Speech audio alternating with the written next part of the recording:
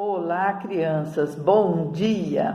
Vamos para a nossa história de hoje. A gente tem visto aí vários tipos de textos, né? A gente já viu contos de fadas, piadas, fábulas. Semana passada nós vimos texto informativo, não é? Sobre os animais e seu habitat. Ontem nós vimos a notícia, né? Um texto que é uma notícia bastante interessante, por sinal. E hoje nós vamos ver de novo uma fábula. Mas o que seria uma fábula? Vamos relembrar? A fábula é uma narrativa figurada. O que isso quer dizer? É onde os personagens são geralmente animais que possuem características humanas.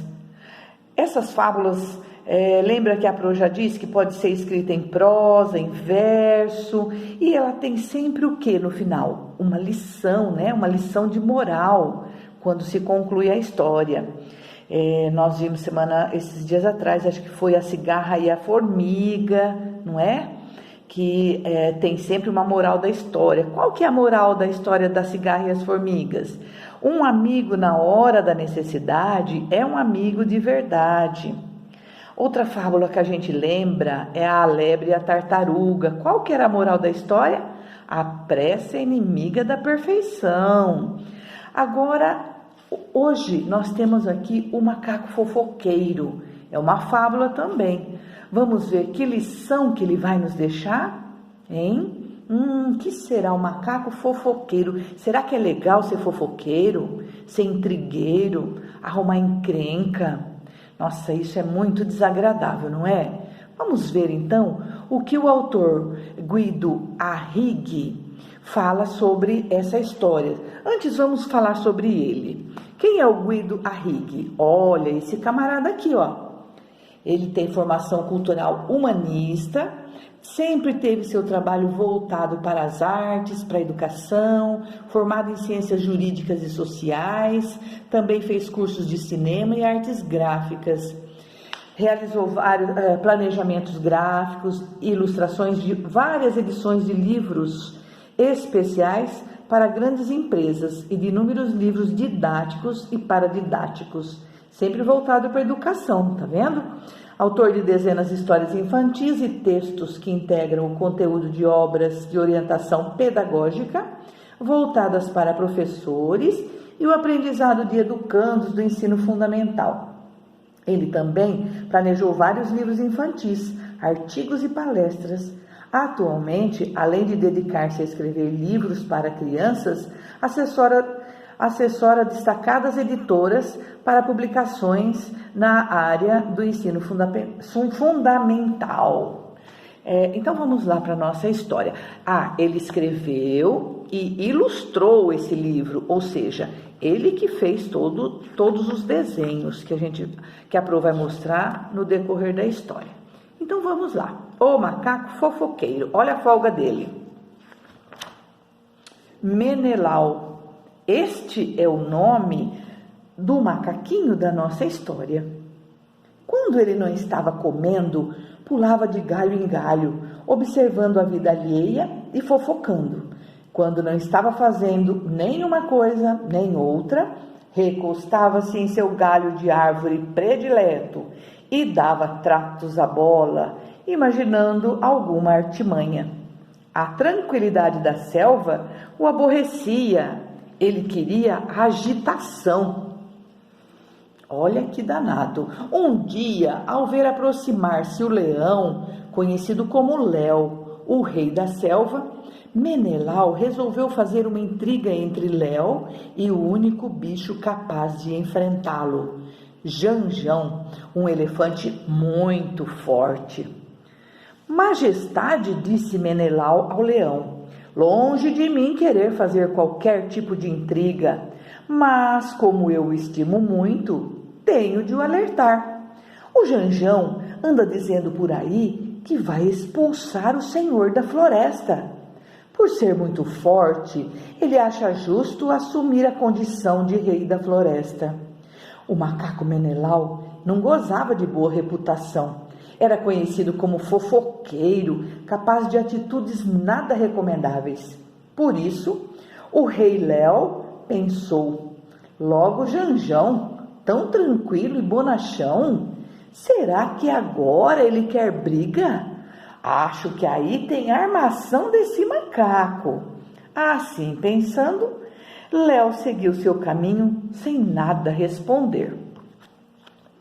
Continuando com o seu plano de agitar a selva, depois de tentar envenenar o espírito de Léo, Menelau em seguida abordou Janjão. Janjão, quer saber o que o Léo anda dizendo sobre você? Janjão, que também conhecia a má fama de Menelau, parou para ouvi-lo, mas com reservas. Diga, Menelau, o que o Léo anda dizendo a meu respeito?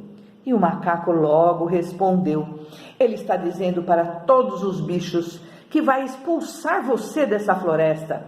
Você, segundo ele, vem exibindo seu corpanzil para intimidá-lo, desafiando a sua autoridade de legítimo rei da floresta. O elefante Janjão ficou surpreso ao ouvir tais afirmações. Ele nunca pretendera desafiar Léo, rei que ele sempre admirara por sua coragem e honradez.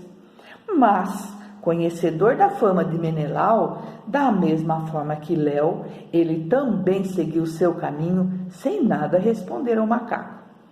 Plantadas as sementes do mal, após comer suas bananas e encher a pança, Menelau refestelou-se em seu galho predileto, sonhando com a hora em que o elefante e o leão se pegariam em uma briga monumental.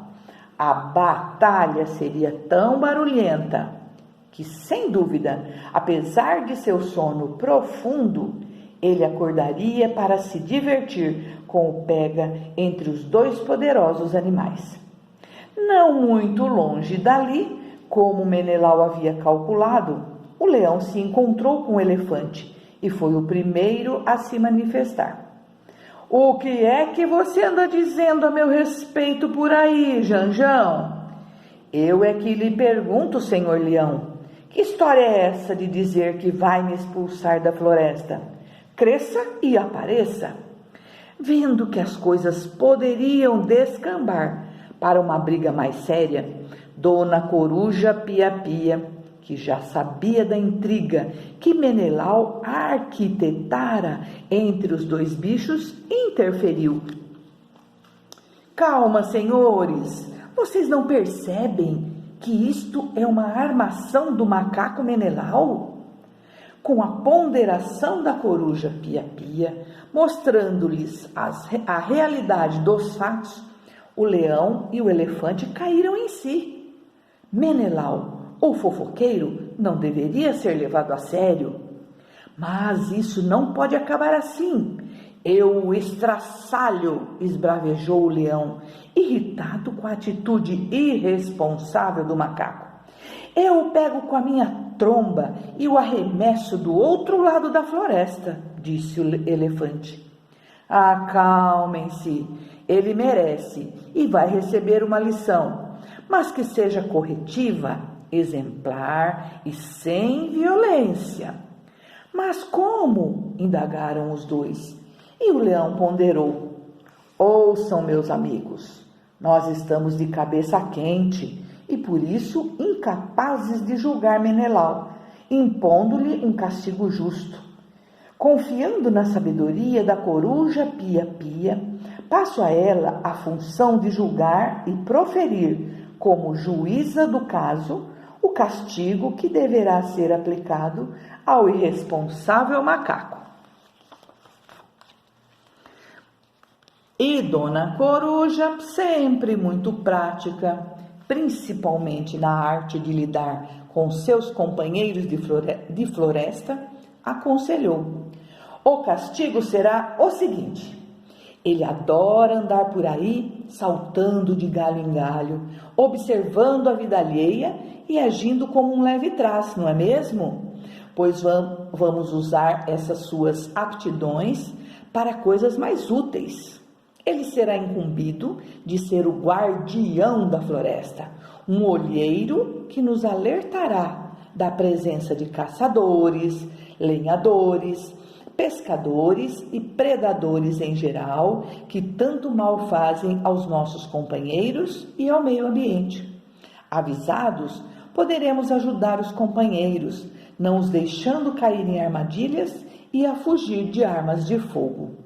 Até afugentaremos os que, com serras motorizadas, cortam sem dó as árvores, tão importantes para todos, oferecendo sua sombra, suas copas que servem de moradia para as aves e para o próprio Menelau.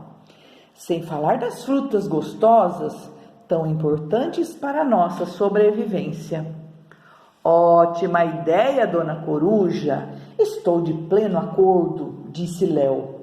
Eu também dou todo o meu apoio, concluiu o elefante Janjão. Mas se ele não se submeter ao castigo, indagou o coelho Cenourinha, conhecido por seu hábito de comer cenouras. Simples, ele sofrerá a pena mais dura que qualquer um de nós pode receber. Será expulso da floresta, respondeu a coruja Pia-Pia.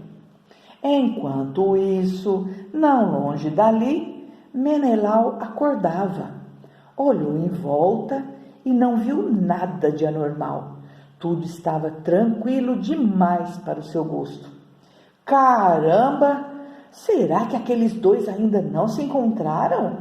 Exclamou Menelau.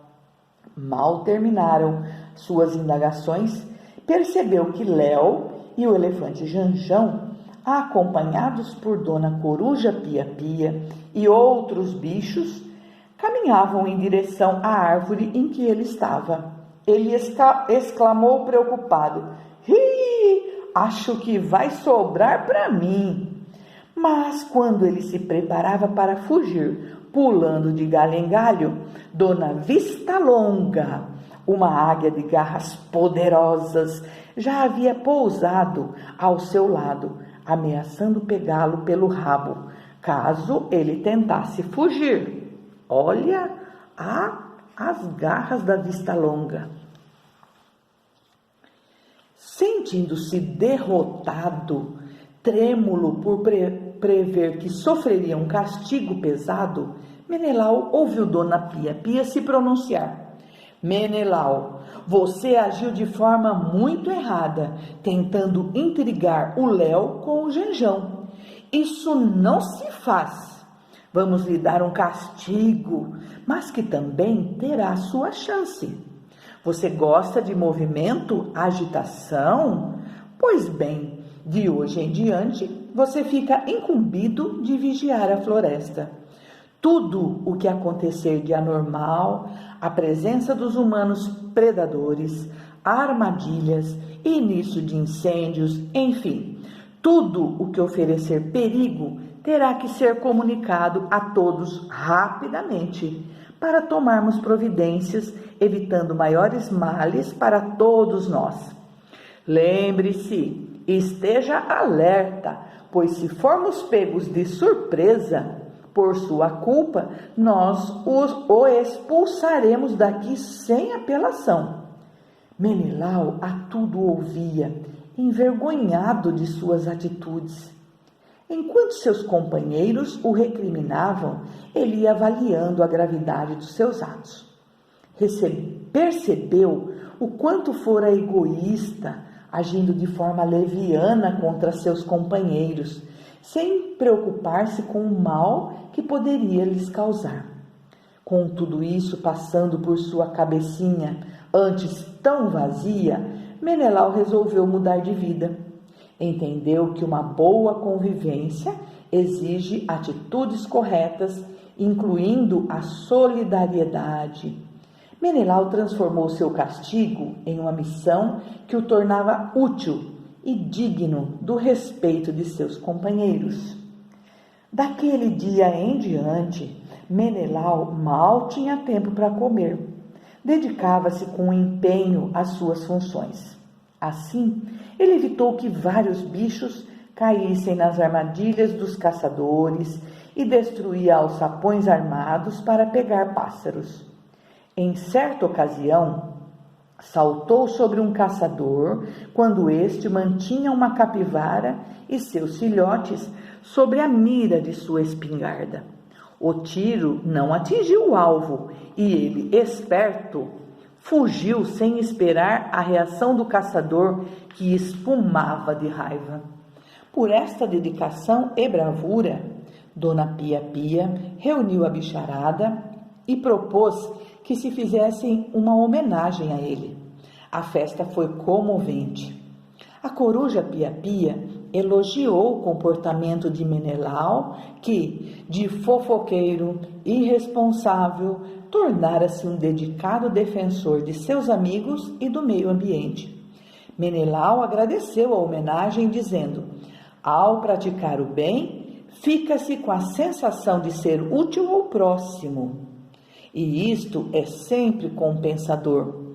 Em nome de todos os bichos, Dona Pia-Pia ofereceu-lhe o maior cacho de bananas que ele já tinha visto. Brincando, Menelau exibiu o seu troféu, o grande cacho de bananas, dizendo: não é compensador? Todos riram. E essa é a moral da história. Qual é a moral da história aqui? Ao praticar o bem, fica-se com a sensação de ser útil ao próximo. E isto é sempre compensador.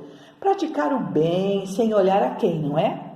Então essa foi a nossa história de hoje. Eu gostaria que vocês conversassem em casa com um familiar, falando sobre esse assunto, sobre essa fábula, para que a gente possa voltar à tarde e conversar, não é? O quanto é importante não ser mentiroso, não ser intrigueiro, não arrumar encrenca, não fazer fofocas. Isso é muito importante, não é? A gente tem que tomar esses cuidados. Então, à tarde vai ser um dos assuntos que a gente vai conversar, combinado? Um beijo, fiquem com Deus.